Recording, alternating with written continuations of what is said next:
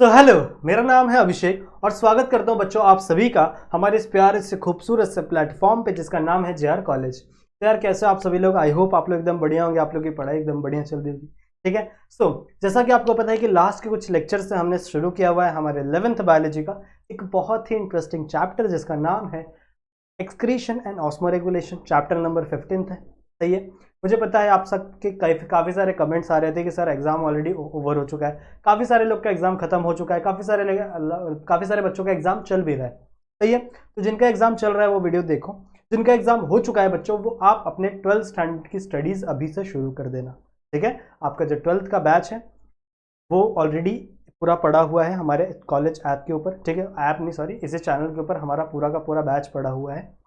Physics, mathematics और biology का। Chemistry नहीं है पर केमिस्ट्री भी आ जाएगा इस साल, टेंशन मत लो। ठीक है। बायोलॉजी का बैच भी वहाँ पे पूरा पड़ा हुआ है। मैंने ही आप लोग को पूरी की पूरी 12th की बायोलॉजी पढ़ाई है। एक एक लेसन, एक एक चैप्टर, हर कुछ वहाँ पर कंप्लीट है बच्चों। तो अगर आपको अपनी 12th स्टैंडर्ड की स्टडी शुरू करनी है, जो कि आपको कर देनी चाहिए क्योंकि 12th स्टैंडर्ड काफ़ी ज़्यादा लेंदी माना जाता है, काफ़ी ज़्यादा लेंदी होता है, तो आप अपने 12th की स्टडीज अभी से शुरू कर सकते हो। उन लेक्चर्स को देखना अभी से शुरू करो, नोट्स बनाओ, स्टडी करो। ठीक है। बाकी बच्चों 11th का ये टॉपिक हम लोग ने शुरू किया हुआ है तो इसको खत्म जरूर से करेंगे। सही है। जैसा कि आपको पता है कि हमने शुरू किया हुआ था हमारे यूरिन फॉर्मेशन लास्ट वाले लेक्चर में। यूरिन फॉर्मेशन की कुछ बेसिक चीजें मैंने आप लोग को बताई थी, लाइक कौन से मेम्ब्रेन होते हैं, क्या क्या होता है, वो लास्ट वाले लेक्चर में हम लोग ने बेसिक चीजें बात की हुई थी। आज हम लोग मेन देखेंगे कि आखिरकार यूरिन फॉर्मेशन एक्चुअल में कैसे होता है, कौन कौन से स्टेप्स होते हैं यूरिन फॉर्मेशन के। तो चलो बच्चों स्टार्ट करते हैं आज के इस लेक्चर को। लेक्चर स्टार्ट करने से पहले आपको एक चीज बता दूं कि अगर आप लोग ने हमारा एप्लीकेशन अभी तक डाउनलोड नहीं किया है तो इसे डाउनलोड जरूर से कर लेना। इसमें काफी सारी चीजें आप लोग को मिल जाएंगी। ठीक है। 12th स्टैंडर्ड के रिलेटेड भी चीजें आपको मिलेंगी। और यदि आपको मुझसे कनेक्ट होना है, मुझसे बातें करनी है, मेरे साथ अगर आपको कोई डाउट शेयर करना है, अपने डाउट पूछने हैं, तो आप आ सकते हो मेरे इंस्टाग्राम पे। ये इंस्टाग्राम की आईडी मैंने दी हुई है, मेंशन की हुई है। आप यहां पर आकर अपने डाउट मुझ तक पहुंचा सकते हैं, मुझसे पूछ सकते हैं। ठीक है। और अपने फीडबैक भी दे सकते हैं। हाँ, तो बच्चों स्टार्ट करते हैं। ये लेक्चर नंबर 6 है। इसके पहले के लेक्चर नहीं देखे होंगे तो देखना जरूर से। 5th वाला लेक्चर तो जरूर से देखना, क्योंकि यूरिन फॉर्मेशन 1 जो बेसिक है वो मैंने वहां पर बात की थी। मैंने आप लोग को मेम्ब्रेन समझा दी थी कि कहां कहां से पास होगा। अब वो वापस चीजें मैं यहां पर नहीं बताने वाला। अब थोड़ा हम लोग आगे बढ़ेंगे, थोड़ा फास्ट पेज में जाएंगे। तो चलो बच्चों स्टार्ट करते हैं आज का ये लेक्चर। देखो ये वाला जो स्लाइड है ये लास्ट वाले लेक्चर मैंने दिखाया था पर पढ़ाया नहीं था। मैंने आपको बोला था नेक्स्ट वाले लेक्चर से शुरू करेंगे। तो यूरिन फॉर्मेशन की अगर हम लोग बात करें तो टोटल 3 स्टेप होते हैं बच्चों। एक होता है बच्चों ग्लोमेरुलर फिल्ट्रेशन, एक होता है आपका ट्यूबुलर रीएब्जॉर्प्शन और एक होता है बच्चों आपका ट्यूबुलर सेक्रीशन। अब ये क्या होते हैं अभी आप लोगों को नहीं समझ में आ रहा होगा, पर मैं आपको डायग्राम के थ्रू समझाऊंगा तो आपको थोड़ा बेटर तरीके से समझेगा। ठीक है। थोड़ा डायग्राम बना के समझेंगे तो आपको अच्छे तरीके से चीजें समझ में आएंगी। आ जाओ। देखो कुछ चीजें आपको ऑलरेडी पता है, जैसे कई बार मैंने नेफ्रॉन का स्ट्रक्चर बनाया हुआ है, कई बार। ठीक है। मेरे साथ साथ आप लोग बोलो, मेरे साथ साथ बोलो, ये क्या है? This is Bowman's capsule. अब मैं नाम नहीं लिखूंगा, सबके नाम वापस नहीं लिखने वाला क्योंकि ऑलरेडी बताया हुआ है मैंने। दिस इज पीसीटी, फिर यहां से दिस इज हेनलेज लूप या फिर लूप ऑफ हेनले, और ये है आपका डीसीटी। सही है। और फिर यहां से ये कलेक्टिंग डक्ट आ जाती है। तो ये आप लोग को पता ही है। फिर यहां से बच्चों होता है आपका एफरेंट आर्ट्रियोल, फिर ये ऐसे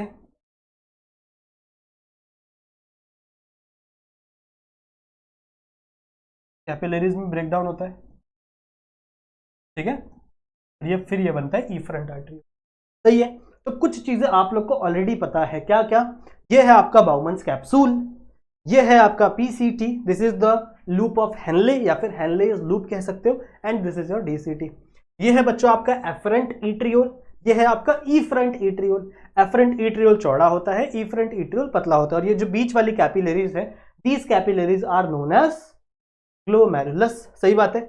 अब इसके बारे में हम लोग ने लास्ट वाले लेक्चर में कुछ बातें की थी, याद है? मैंने आपको बताया था कि इसके अंदर एक एंडोथीलियम नाम के सेल्स की कवरिंग होती है, एक लाइन होती है जिसको हम लोग एंडोथीलियम कहते हैं। और उस एंडोथीलियम के अंदर there are some space, there are some holes, pores there are present ना।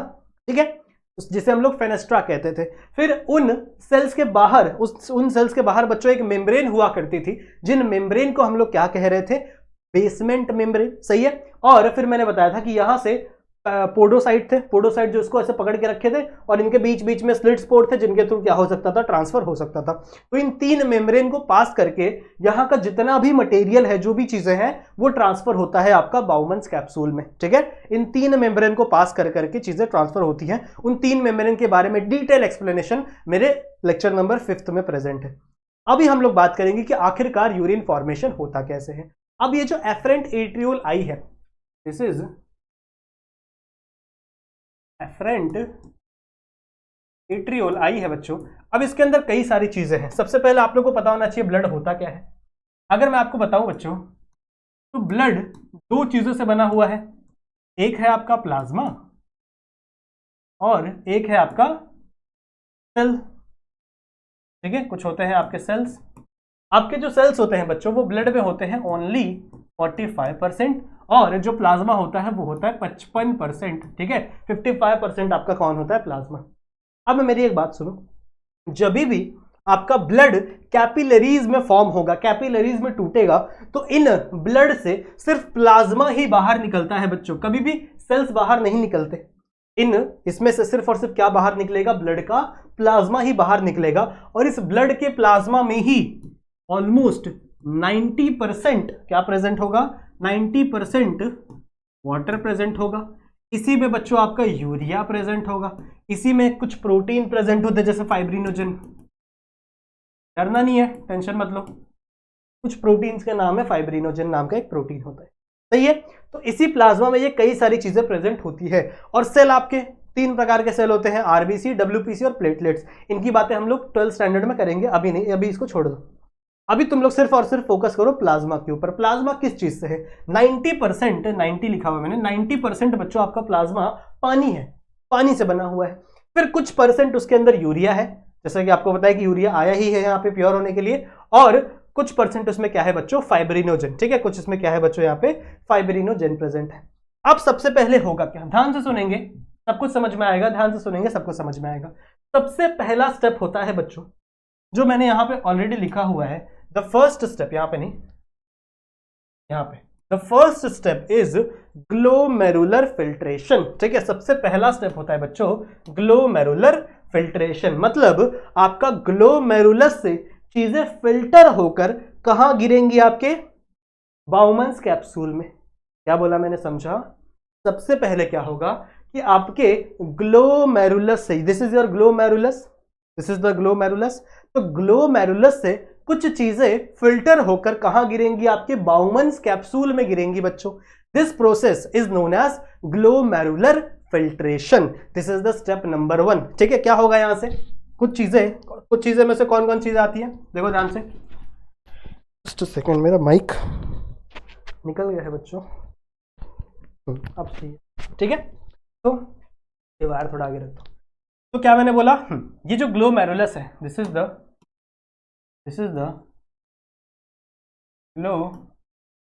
ग्लोमेरुलस। ठीक है, सो इस ग्लोमेरुलस से कुछ कुछ चीजें यहां पे ट्रांसफर होती है। लाइक सबसे पहले यहां पे ट्रांसफर होता है बच्चों यूरिया। ठीक है, सबसे पहले क्या ट्रांसफर होता है, यूरिया। फिर यहां पे ट्रांसफर होता है बच्चों सम वाटर। वाटर बहुत ज्यादा होता है एक्चुअल में जब यहाँ पे आता है। फिर इसके अंदर ट्रांसफर होता है बच्चों सम आयंस, एंड फिर यहां पे ट्रांसफर होगा आपका सम ग्लूकोज। समझ रहे हो? अब आप लोग बोलोगे सर ग्लूकोज का क्या हेल्प है, ग्लूकोज क्यों हो रहा है, बताता हूं, टेंशन मत लो।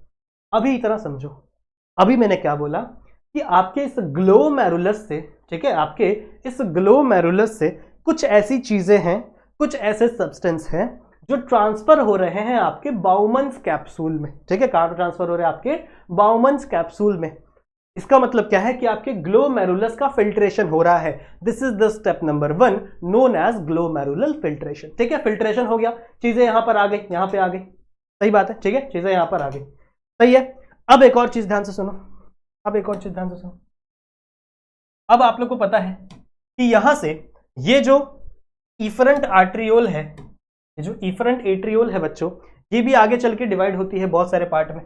यहां से और कैपिलरीज बनती है, याद है, यहां से और ऐसी कैपिलरीज बनेंगी। कुछ कैपिलरीज यहां से हैं, कुछ कैपिलरीज यहां से हैं, कुछ कैपिलरीज यहां से हैं बच्चों, सही है। तो यहां से भी और भी कई सारी कैपिलरीज बनेंगी, याद है मैंने आपको बताया था, जिनका एक्चुअल काम है ऑक्सीजन देना, ठीक है, जिनका एक्चुअल काम क्या है, ऑक्सीजन देना, सही है, सही है, ठीक है। आई होप आप लोग को इतनी चीजें समझ में आ रही होंगी जो मैं आपको बताने की कोशिश कर रहा हूं। इसका स्क्रीनशॉट लेते चलो मेरे साथ साथ, तभी चीजें समझ में आएंगी, ठीक है, ठीक है, समझ में आ गई बात। अब ये जो चीजें हैं ये आ गई यहां पर, ये जितना भी एब्जॉर्प्शन हुआ था, ये जितना भी एब्जॉर्प्शन हुआ था ये आ गया इस वाले एरिया में। इस एरिया को क्या कहते हैं, इसे हम लोग कहते हैं बच्चों पीसीटी, इसे हम लोग क्या बोलते हैं बच्चों, पीसीटी। अब इस पीसीटी में होता है बच्चों रीएब्जॉर्प्शन। रीएब्जॉर्प्शन क्यों, रीएब्जॉर्प्शन होता है बच्चों, मान लो अगर कोई अच्छी चीज यहां से बाहर आ गई है, जैसे मान लो वाटर आ गया, वाटर आप बहुत ही ज्यादा, मान लो आपकी बॉडी डिहाइड्रेशन फेस कर रही है, बहुत ज्यादा डिहाइड्रेशन आपकी बॉडी फेस कर रही है और आपकी बॉडी में पानी की कमी है, आप रेगिस्तान में चल रहे हो, आपकी बॉडी में पानी की कमी है, तो क्या आपकी बॉडी पानी यहां से लूज करना चाहेगी? क्या आपकी बॉडी चाहेगी कि बहुत सारा सूसू बन जाए, यूरिन बन जाए? क्या आपकी बॉडी ऐसा चाहेगी? बिल्कुल भी नहीं चाहेगी। तो वो ये सोचेगी भैया इस पानी का मुझे रीएब्जॉर्प्शन करवा लेना चाहिए, मैक्सिमम पानी का रीएब्जॉर्प्शन करवा लेना चाहिए, जिससे मेरी बॉडी के अंदर डिहाइड्रेशन की कंडीशन ना हो। फिर बच्चों ये सोचेगी कि अरे जो ग्लूकोज है, अब देखो इतना मेहनत करके हम लोग कमा के पैसा कमाते हैं, यहाँ वहां से जाते हैं भैया, मेहनत करते हैं, उसके बाद ही तो हम लोग खाना खा पाते हैं, और वो खाने के बाद ही तो हमको ग्लूकोज मिलता है। तो मतलब हम लोग इतना मेहनत कर करके ये ग्लूकोज कमा रहे हैं, तो क्या ये ग्लूकोज हम लोग इस यूरिन में ऐसे ही वेस्ट कर दें? बिल्कुल भी नहीं। इस यूरिन, इस ग्लूकोज को हमें क्या करना पड़ेगा, रीएब्जॉर्ब करना पड़ेगा, सही है। या फिर मान लो ये जो आयंस यहां से निकल रहे हैं, मान लो आपके बॉडी में आयंस की कमी हो गई है, मान लो इसके अंदर सोडियम आयन आ गया और सोडियम आयन की कमी है आपके बॉडी के अंदर, तो इन सोडियम आयन को क्या हम यूरिन के अंदर वेस्ट कर देंगे? बिल्कुल भी नहीं, इनका हम लोग रीएब्जॉर्प्शन करवाएंगे। तो जितनी भी अच्छी चीजें होंगी, ठीक है, जितनी भी ऐसी चीजें होंगी जो यूजफुल होंगी ना बच्चों, वो यहां से वापस रीएब्जॉर्ब होके इस ब्लड के अंदर चली जाएंगी, ठीक है, वो कहां चली जाएंगी? इस ब्लड के अंदर वापस रीएब्जॉर्ब होके चली जाएंगी पीसीटी से। समझ रहे हो क्या बोला मैंने? ये देखो ये आपका पीसीटी है, सही है, तो वापस रीएब्जॉर्प्शन हो जाता है बच्चों, ठीक है, वापस क्या हो जाता है, यहां से रीएब्जॉर्प्शन हमको देखने के लिए मिलता है। क्लियर है? इसको हम लोग कहते हैं step number 2, tubular reabsorption. This is the step number 2, tubular reabsorption. तो इसको मैंने लिख दूं क्या कहीं पे एक बार? This is the step number 2 known as tubular reabsorption। Step number 2 कौन सा? ये वाला। यहां पे जो फिल्ट्रेशन हुई ये वाली, इसे हम लोग क्या बोलते हैं? Glomerular filtration. चेंज कर देते colour, glomerular filtration. This is the step number 1। Now the third step, वापस क्या होगा बच्चों? Third step is known as tubular secretion. देखो हमारा ये जो नेफ्रॉन है ना बच्चों, नेफ्रॉन ये कचड़े की तरह, कचरा कुछ हम लोगों को जरूरत नहीं है, कचरा जो आपकी बॉडी को जरूरत नहीं है कचड़े में डाल दो। हम लोग ऐसा करते हैं ना, हमारे घर पे जो चीज़ की जरूरत नहीं होती, मान लो हम लोग बिस्किट खा लेते या चॉकलेट खा लेते, उसके अंदर ऊपर का जो रैपर होता है उसको हम लोग ऐसे फेंक देते हैं, वो कचरा है ना हमारे लिए। तो सिमिलरली ये जो नेफ्रॉन है ना, ये कचड़ा है। अगर आपके बॉडी के अंदर मान लो यहां से इसने यूरिया दे दिया, मान लो इसने वाटर दे दिया, या फिर मान लो कुछ भी चीजें यहां से चली गई, अब आपकी बॉडी चाहती है कि नहीं यार बहुत ज्यादा वाटर हो गया मेरे बॉडी के अंदर, ठीक है, हमारा जो मालिक है, हमारा जो सेठ है, उन्होंने बहुत ज्यादा पानी पी लिया है, ठीक है, तो बहुत ज्यादा वाटर हो गया है हमारे अंदर। तो यहां से जो ब्लड जा रहा है ना बच्चों, इसके अंदर भी मान लो अगर यूरिया आ गया तो वो रीएब्जॉर्ब करवा देगा इसके अंदर आपके, वापस ये जो ब्लड है ये क्या करवा देगा आपके पीसीटी में, वापस रीएब्जॉर्प्शन करवा देगा। रीएब्जॉर्प्शन नहीं कह सकते इसको हम लोग कहते हैं सिक्रीशन। तो ये आपका सिक्रीशन हो जाएगा। This is the step number 3, this is the step number 3 known as tubular secretion. तो आर यू क्लियर्ड? ये 3 चीजें समझ में आई हैं बच्चों जो मैंने आपको समझाने की कोशिश की है। टेक अ स्क्रीनशॉट ले लो, समझा? वापस देख लो एक बार क्या होता है। मैंने आपको बताया बच्चों, this is glomerulus, this is Bowman's capsule, ठीक है। सबसे पहले होगा क्या, ग्लोमेरुलस से यहाँ पे जितने भी सेल्स हैं ये आपका फिल्ट्रेशन लेयर पार करके कुछ चीजें ट्रांसफर हो जाएंगी आपके बाउमन्स कैप्सूल में। जो भी चीजें ट्रांसफर हो रही हैं वो आपका फिल्ट्रेट है। इस प्रोसेस को ही हम लोग क्या बोला बच्चों? Glomerular filtration. जो भी चीजें ट्रांसफर हो रही है वो आपका फिल्ट्रेट है, और इस प्रोसेस को मैंने क्या बोला? ग्लोमेरुलर फिल्ट्रेशन, मतलब यहां से कुछ चीजें छन छन कर यहां पर आ गई हैं। क्या आया? ग्लूकोज आ सकता है, यूरिया आ सकता है, वाटर आ सकता है, आयंस आ सकते हैं। फिर वो चीजें यहां से निकलने कहां गई? पीसीटी तक गई। दिस इज पीसीटी, सही है, प्रॉक्सिमल कॉन्वोलेटेड ट्यूब्यूल। फिर आपकी बॉडी को लगा कि नहीं यार, ये जो चीजें हैं ना, ये मेरे बॉडी के लिए जरूरी है, ये हम लोग ऐसे ही नहीं व्यर्थ कर सकते। ये पीसीटी से वापस रीएब्जॉर्ब हो सकती हैं इन कैपिलरीज में। कैपिलरीज के अंदर वापस रीएब्जॉर्प्शन पॉसिबल है। इस रीएब्जॉर्प्शन को हमने क्या बोला? Tubular reabsorption. फिर एक और चीज मैंने आपको कही कि अगर मान लो इस ब्लड सेल के अंदर कुछ कचरा और फंस गया, तो ये क्या करेगा? वापस सिक्रीट कर देगा किसके अंदर? पीसीटी के अंदर। इसको हम लोग क्या कहेंगे? Tubular secretion. ठीक है, so these are the three step of urine formation. अब इस नाम को पढ़ो और अब आपको मतलब समझ में आएगा। सबसे पहला क्या है? Glomerular filtration. मैंने आपको समझाया कि आपका जो ग्लोमेरुलस है वो फिल्ट्रेट करके कहां पे डाल देगा? बाउमन्स कैप्सूल में डाल देगा। ठीक है, ये आपका ग्लोमेरुलस फिल्ट्रेशन है। दूसरा क्या है? Tubular reabsorption. अगर कोई चीजें वापस है तो ये पीसीटी से वापस चली जाएंगी आपके ब्लड के अंदर। और ट्यूबुलर सिक्रीशन मतलब क्या? कि अगर आपके पीसीटी से कोई चीजें ज्यादा इंपॉर्टेंट, कोई कचरा फंस गया तो वापस उसे पीसीटी में डाल देंगे, मतलब आपके ब्लड से वापस पीसीटी में डाल देंगे। So these are the 3 steps of urine formation. Are you clear? ठीक है, अब इसके बारे में और भी कुछ चीजें हैं बात करने के लिए, जैसे आ जाओ यहां पे बात करते हैं। उसके बाद हमें बात करनी बच्चों ग्लोमेरुलर फिल्ट्रेशन रेट पे, यानी जीएफआर पे। ग्लोमेरुलस फिल्ट्रेशन रेट मतलब क्या है? इट इज अ रेट, या फिर आप कह सकते हो it is a time required for glomerulus filtration. मतलब मान लो एक यूनिट टाइम में कितना फिल्ट्रेशन हो रहा है, तो हम लोग कह सकते हैं it is a rate of glomerular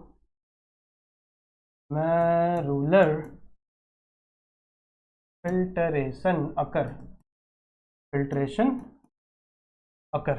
ठीक है, मतलब आपका फिल्ट्रेशन, ग्लोमेरुलर फिल्ट्रेशन होने में कितने समय में कितना फिल्ट्रेशन होता है, उसका रेट क्या है, उसका स्पीड क्या है। तो मैं आपको बताता हूं बच्चों।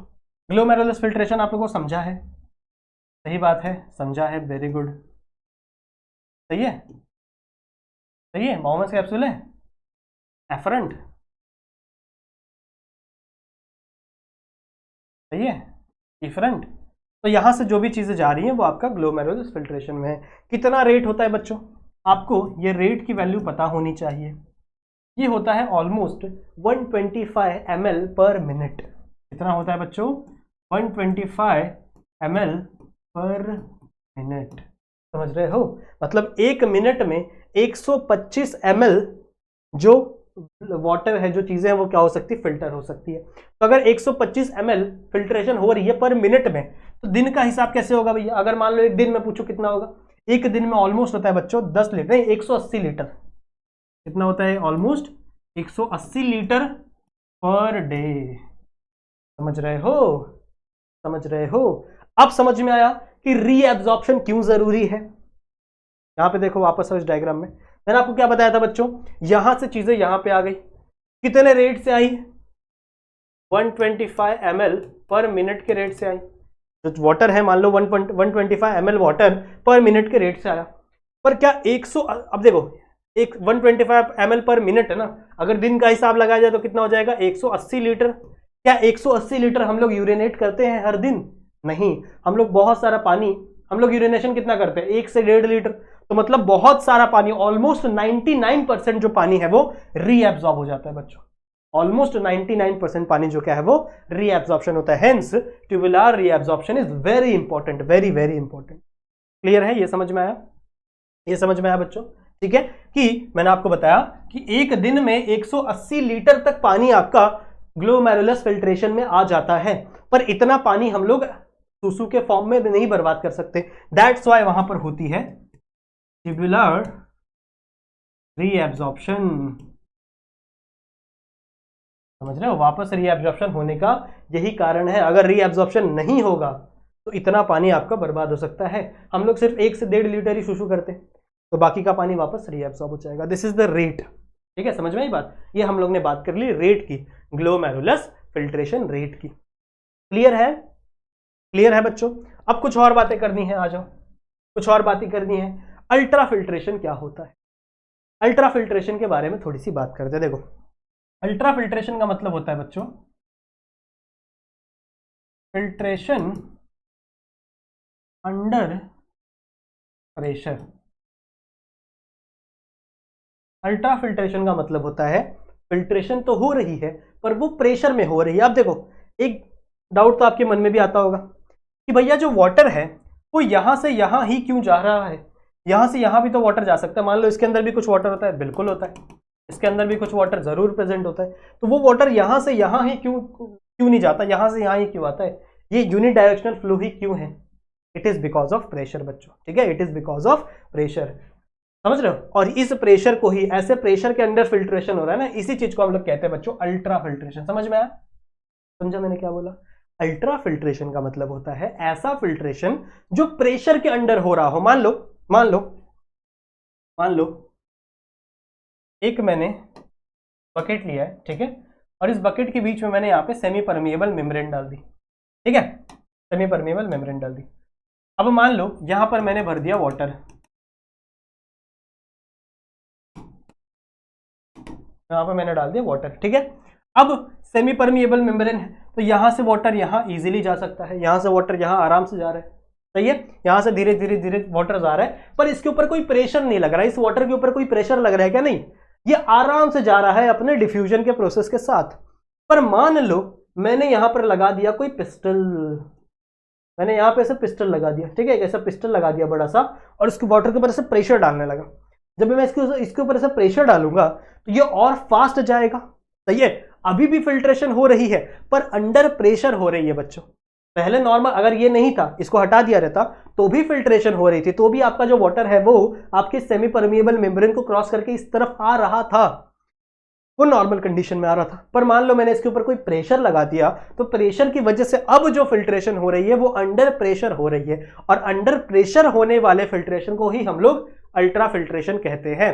ऐसे फिल्ट्रेशन को ही हम लोग अल्ट्रा फिल्ट्रेशन कहते हैं। अब इसमें तीन अलग अलग फोर्सेस हैं जो लगती हैं, बात करेंगे इन तीनों फोर्सेस की, ठीक है। इन तीनों फोर्सेस की हम लोग बच्चों अलग अलग तरीके से मतलब समझेंगे कि कितना फोर्स है, कितना नेट फोर्स लग रहा है, कितना नेट प्रेशर लग रहा है, उन सारी चीजों की हम लोग बातें, ठीक है, ठीक है। चलो बात करें, आ जाओ नेक्स्ट स्लाइड पे चलना पड़ेगा। तो ये है बच्चों वो तीन, नहीं अच्छा पहले ऑस्मोलाइट भी समझ रहे हैं, ऑस्मोलाइट समझ ले, चलो समझ लेते हैं, पहले ऑस्मोलाइट समझ लेते हैं उन तीनों, उसके बाद उन तीनों प्रेशर की बात करेंगे, ठीक है। चलो ऑस्मोलाइट क्या होता है, ध्यान से सुनो। कभी आपने नींबू पानी बनाया है? नींबू पानी बनाया होगा ना आपने, कोई सोचो बहुत गर्मी पड़ रही है, अभी तो बढ़ रही है ना बहुत गर्मियाँ, तो आपने सोचा चलो नींबू पानी बनाते। आपने क्या किया, एक पानी लिया, उस पानी के अंदर आपने शक्कर डाला, आपने नमक डाला और आपने नींबू डाला, ठीक है। तो जो नमक था, शक्कर था और नींबू था वो उस पानी के अंदर मिक्स हुआ, सही है। तो कहना इससे जो वाटर था बच्चों उसने सॉल्ट, शुगर, उन सबको अपने अंदर एब्जॉर्ब कर लिया, अपने अंदर डिजोल्व कर लिया। तो कहना इससे water is your solvent. Water को हम लोग क्या कहते हैं बच्चों? सॉल्वेंट। जिस चीज के अंदर कोई चीज आप मिलाते हो ना उसको हम लोग सॉल्वेंट कहते हैं, ठीक है। जो चीज आप मिला रहे हो जैसे आपका शुगर, जैसे आपका सॉल्ट, ये हम लोग क्या कर रहे हैं? पानी के अंदर मिला रहे हैं, तो इसे हम लोग कहते हैं बच्चों सॉल्यूट, ठीक है। इसे हम लोग क्या बोलते हैं? सॉल्यूट, ठीक है, इसे हम लोग क्या बोलते हैं बच्चों? सॉल्यूट। जब आपने सॉल्यूट और सॉल्वेंट को मिला दिया तो क्या बन गया? सॉल्यूशन। ये पढ़ा होगा शायद आप लोग ने, केमिस्ट्री में पढ़ा होगा ये शायद, ठीक है। आई होप आप लोगों ने ये सब केमिस्ट्री में स्कूल में पढ़ा होगा। तो क्या होता है बच्चों, आपका सॉल्वेंट जब आप सॉल्यूट के साथ मिलाते हो तो वहां पे क्या बन जाता है? सॉल्यूशन बन जाता है। और सॉल्यूशन में क्या क्या प्रेजेंट है? सॉल्वेंट भी प्रेजेंट है और सॉल्यूट भी प्रेजेंट है। अब आपको एक चीज पता होनी चाहिए कि वाटर जो है वो हमेशा सॉल्यूट के पीछे भागता है, ठीक है। जो वाटर है वो हमेशा सॉल्यूट के पीछे भागता है। जैसे मैं आपको एक एग्जांपल देता हूं, इसको मिटा दूं मैं, ये तो आपको आता ही है ना, ये तो आपको आता ही है, चलो इसको मिटाता हूं मैं। हाँ चलो इसको मिटाते हैं। जैसे सपोज बच्चों यहां पर एक कंटेनर है, सपोज यहां पर एक कंटेनर है, ठीक है।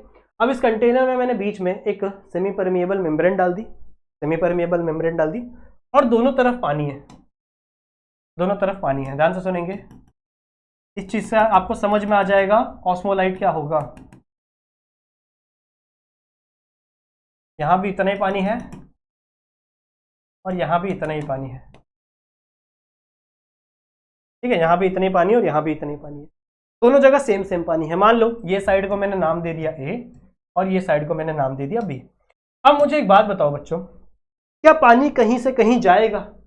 क्या पानी ए से बी जाएगा या बी से ए जाएगा? पानी कहीं से कहीं नहीं जाएगा, क्योंकि दोनों में पानी का लेवल सेम है ऑलमोस्ट, ठीक है, दोनों के अंदर पानी का लेवल ऑलमोस्ट सेम है, तो मतलब पानी यहां से वहां मूव नहीं करेगा।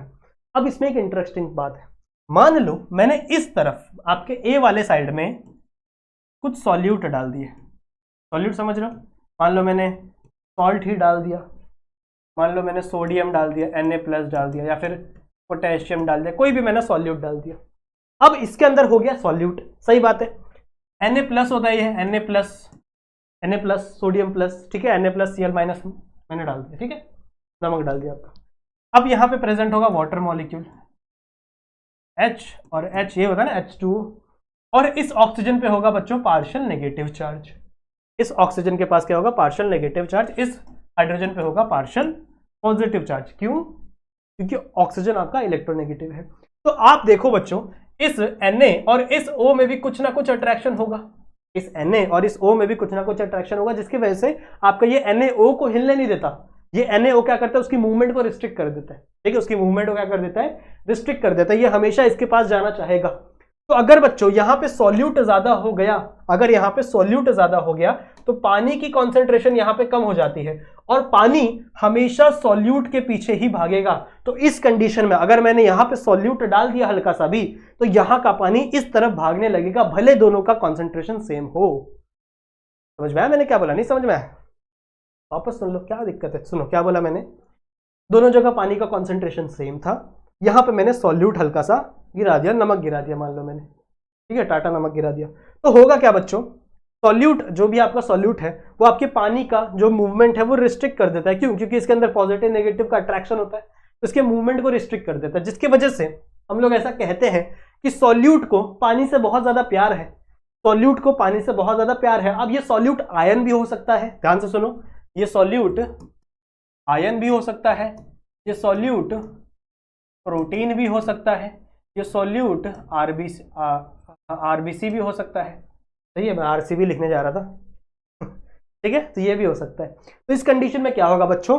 हमेशा आपका जो पानी है वो किसकी तरफ अट्रैक्ट होगा? सॉल्यूट की तरफ अट्रैक्ट होगा, और जहां पे भी आपका सॉल्यूट होगा वहां पे पानी का मूवमेंट देखने के लिए मिल जाएगा, आपका पानी आपके सॉल्यूट की तरफ जाएगा, और यहाँ का पानी इधर बिल्कुल नहीं जाएगा, क्योंकि पानी कभी भी सॉल्यूट को मूव छोड़ के नहीं जाता, क्योंकि इनके बीच में क्या होती है? Positive negative interaction. समझ में? आप समझ में है? ठीक है, तो दिस इंटरैक्शन की वजह से जो पानी का मूवमेंट रिस्ट्रिक्ट हो रहा है ना बच्चों, इसी पूरी की पूरी फिनोमिना को हम लोग ऑस्मोलाइट कहते हैं, इसी पूरी फिनोमिना को हम लोग ऑस्मोलाइट का नाम देते हैं, ठीक है, समझ में आया? तो अब हम लोग बच्चों से उस प्रोसेस को अच्छे से पढ़ सकते हैं। आ जाओ, तीन प्रेशर है अलग अलग। सबसे पहली प्रेशर है बच्चों GBHP, क्या है ये? ग्लोमेरुलर ब्लड हाइड्रोस्टैटिक प्रेशर, ठीक है, हाइड्रोस्टैटिक ही है ना, हाइड्रोस्टैटिक प्रेशर, ठीक है। क्या बोला मैंने? सबसे पहला प्रेशर क्या है? इसका नाम पूरा क्या है? Glomerular blood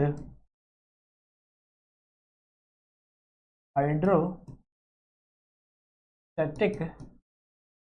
pressure. अब ये कौन सा प्रेशर है? ये किस प्रेशर की बात हो रही है? बताया जाएगा आपको, काहे चिंता लेते हो बच्चों?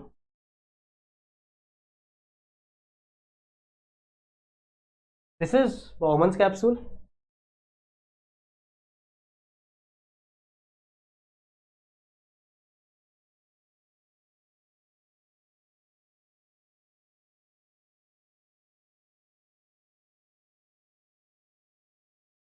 This is glomerulus Bowman's capsule. बात समझ में आई? अब याद करो, याद करो, मैंने आपको कुछ चीजें बताई थी, इसके अंदर ऐसे छोटे छोटे होल्स होते हैं, याद है, जिन्हें फेनेस्ट्रा कहते हैं, याद है, सेल्स होते हैं, सेल्स एंडोथेलियम की, और उसके अंदर ऐसे छोटे छोटे पोर्स होते हैं, जिसका हम लोग क्या बोलते हैं बच्चों? फेनेस्ट्रा। अच्छा, स्पेलिंग गलत हो गई, फेनेस्ट्रा, सही है। अब होता क्या है, जब आपका ब्लड फ्लो होता है ना बच्चों, जब आपका ब्लड फ्लो होता है तो ब्लड के अंदर प्रेशर होता है। सिंपल सी बात है, ब्लड के अंदर क्या होता है, प्रेशर होता है। तो कुछ प्रेशर से आपका ब्लड फ्लो हो रहा है, तो इस ब्लड में प्रेशर है, यहां पर वो प्रेशर नहीं है। हालांकि यहां पर भी थोड़े बहुत वाटर मॉलिक्यूल होते हैं, यहां पर भी थोड़े बहुत वाटर मॉलिक्यूल होते हैं, बट इसका प्रेशर ज्यादा होता है, यहां ऊपर वाले का प्रेशर ज्यादा होता है। तो यहां से मूवमेंट इस तरफ होने लगती है, ठीक है, यहां से मूवमेंट इस तरफ होने लगती है। क्लियर है? इस वाले प्रेशर को ही हम लोग कहते हैं आपका ग्लोमेरुलर ब्लड, ठीक है। मतलब आपके ग्लोमेरुलर्स में जो ब्लड है वो क्या लगा रहा है, हाइड्रोस्टैटिक प्रेशर लगा रहा है, पानी का प्रेशर लगा रहा है, क्योंकि प्लाज्मा निकल रहा है एट द एंड, ठीक है, प्लाज्मा ही निकल रहा है। प्लाज्मा क्या है, 90% पानी तो है।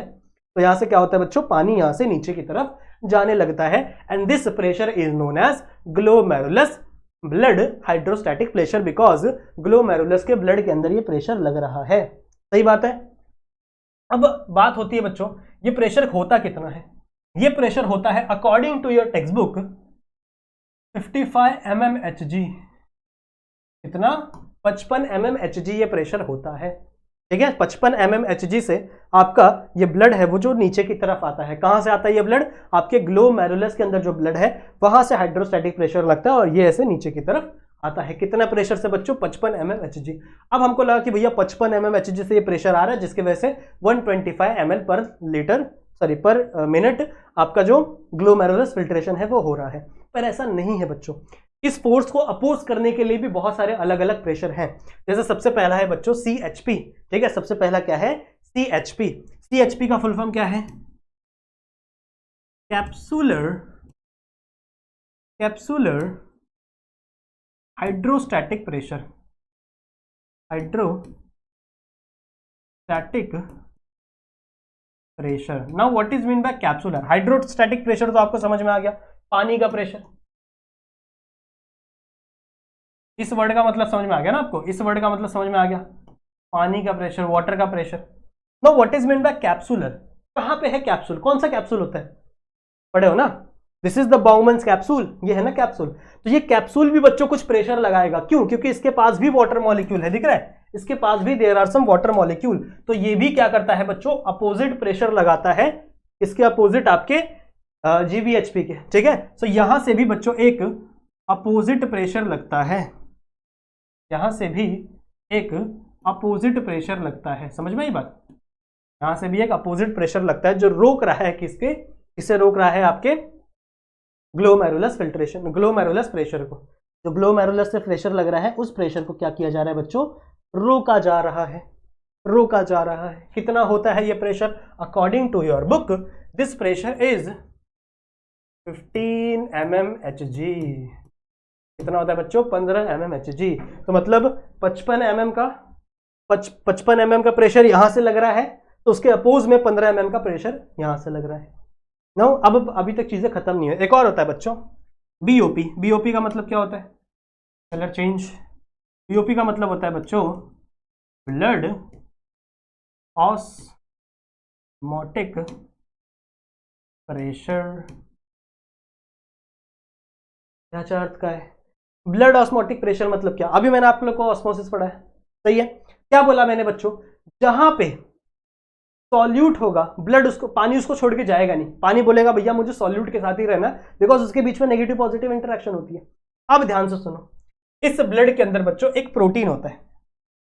इस ब्लड के अंदर वैसे तो कई प्रोटीन होते हैं, पर अभी हमें सिर्फ एक प्रोटीन की बात करनी है जो मैंने अभी आपको बताया। This protein is known as albumin. और एल्ब्यूमिन बच्चों इस छेद से बाहर नहीं निकल पाता। ये एल्ब्यूमिन बड़ा होता है ना, प्रोटीन ना, तो ये एल्ब्यूमिन बच्चों इस छेद से बाहर नहीं निकल पाता। देखो मैंने बताया जो आपके सॉल्यूट है वो आयंस भी हो सकते हैं, प्रोटीन भी हो सकते हैं और आरबीसी भी हो सकते हैं। तो भैया यहाँ पे एक प्रोटीन है जिसका नाम क्या है? एल्ब्यूमिन। अब एल्ब्यूमिन एज अ सॉल्वेंट नहीं चाहता कि मेरा पानी मुझसे दूर चला जाए, मेरा जो पानी है वो मुझसे दूर चला जाए। तो ये पानी को बच्चों यहीं पे रहने के लिए बोलता है, ये पानी को जाने ही नहीं देता। तो ये भी बच्चों एक प्रेशर लगाता है जो इसके अपोजिट है। सिंपल है ना, ये भी एक प्रेशर लगा रहा है जो क्या है बच्चों? इसके अपोजिट है। तो मतलब इस डायरेक्शन में ये भी प्रेशर है, समझ रहे हो? तो एक प्रेशर था जो कि आपका 55 mmHg वाला था, आपका कौन सा? Glomerulus blood pressure. उसके अपोजिट में दो प्रेशर है, कौन कौन सा? ब्लड ऑस्मोटिक प्रेशर, जो इसको भी क्या कर रहा है? अपोज कर रहा है। और ये कितना प्रेशर होता है? ये होता है बच्चों ऑलमोस्ट 30 mmHg का। mmHg में हम लोग प्रेशर हमेशा नापते हैं ना, तो ये कितना होगा बच्चों? हमेशा 30 mmHg का। सही बात है। तो क्या समझा? नहीं समझा? वापस बताता हूं, देखो वापस बताता हूं। ग्लोमेरुलस फिल्ट्रेशन हो रही है, कितने रेट से हो रही है? कितने रेट से हो रही है? 125 ml पर मिनट के रेट से हो रही है। ये इसका रेट है। सही बात है। और अगर इसी रेट से होती है तो एक दिन में 180 लीटर ब्लड बन जाता है। सही बात है। 80 लीटर ब्लड नहीं, 80 लीटर वाटर जो है वो फिल्टर हो जाता है ग्लोमेरुलस फिल्ट्रेशन से। अब ये क्यों हो रहा है बच्चों? Because there are some pressure के थ्रू ये फिल्ट्रेशन हो रहा है, और इस प्रेशर के थ्रू होने वाले फिल्ट्रेशन को हम लोग अल्ट्रा फिल्ट्रेशन का नाम देते हैं। अब ये प्रेशर 3 प्रकार के हैं। सबसे पहला प्रेशर कौन सा है? GBHP। क्या मतलब इसका? Glomerular blood hydrostatic pressure. Glomerular blood hydrostatic pressure, इसका मतलब क्या है? ग्लोमेरुलस का जो ब्लड है वो पानी का एक प्रेशर लगा रहा है, जिसके वजह से ग्लोमेरुलस से चीजें नीचे आ रही हैं। कहां पे आ रही है? आपके बाउमन्स कैप्सूल में आ रही है। सही है। तो ये वाला जो ब्लू कलर का मैंने प्रेशर दिखाया, ये नीचे आ रहा है। ये कितना होता है? ये सबसे ज्यादा होता है बच्चों 55 mmHg। सही है। फिर दूसरा है बच्चों CHP। CHP मतलब क्या है? Capsular hydrostatic pressure. कैप्सुलर मतलब क्या? कौन सा कैप्सूल है? बाउमन्स कैप्सूल। तो बाउमन्स कैप्सूल के अंदर भी पहले से पानी प्रेजेंट है, जो क्या कर रहा है बच्चों? इसका अपोजिट प्रेशर लगा रहा है। जो क्या कर रहा है? यहां से अपोजिट प्रेशर लगा रहा है इस वाले प्रेशर को। ये जो मैंने येलो से दिखाया है, this pressure is almost 15 mmHg। क्यों भाई? ये है बच्चों हमारा 15 mmHg प्रेशर। फिर एक है बच्चों आपका BOP। BOP मतलब क्या है? Blood osmotic pressure. आपके ब्लड के अंदर there are some cells, there are some proteins which are known as albumin. और ये एल्ब्यूमिन नहीं चाहते, ये सॉल्यूट है ना, सॉरी हाँ सॉल्यूट है, तो ये नहीं चाहते कि पानी इनसे दूर चला जाए। सही है। पानी को ये छोड़ के नहीं जाना चाहते, तो ये चाहते हैं कि भैया पानी हमेशा मेरे पास ही रहे। तो पानी इनके पास रहे, इसलिए पानी को जाने नहीं देते, और ये भी एक प्रेशर लगाते हैं इस वाले प्रेशर के अपोजिट। तो दिख रहा है ये वाला प्रेशर कितना होता है? ये 30 mmHg। 30 mmHg। तो भैया इतना सारा प्रेशर है, तो नेट प्रेशर हमें निकालना पड़ेगा कि भैया एक्चुअल ग्लोमेरुलस फिल्ट्रेशन का नेट प्रेशर कितना है। नेट कहां बना है? हाँ, क्या हो जाएगा वो? NGP। ठीक है। NGP का मतलब क्या हो जाएगा? नेट ग्लो मैरू, स्पेलिंग गलत हो जाती है।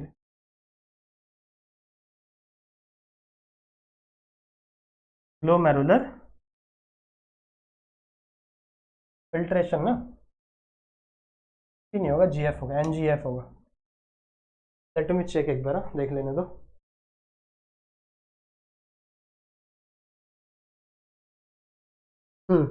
Net filtration pressure, I am so sorry, net filtration pressure हो जाता है बच्चों कभी कभी। नेट फिल्ट्रेशन प्रेशर, इतना सारा प्रेशर लग रहा है, तो मुझे बताओ बच्चों नेट कितना लग रहा है। तो नेट कैसे निकालेंगे हम लोग? नेट निकालने के लिए क्या करेंगे? नेट निकालने के लिए क्या करेंगे? इस प्रेशर को माइनस कर देंगे इन दोनों प्रेशर से। सही है। इस प्रेशर को माइनस कर देंगे इन दोनों प्रेशर से, तो क्या हो जाएगा? सबसे पहले क्या आ जाएगा आपका?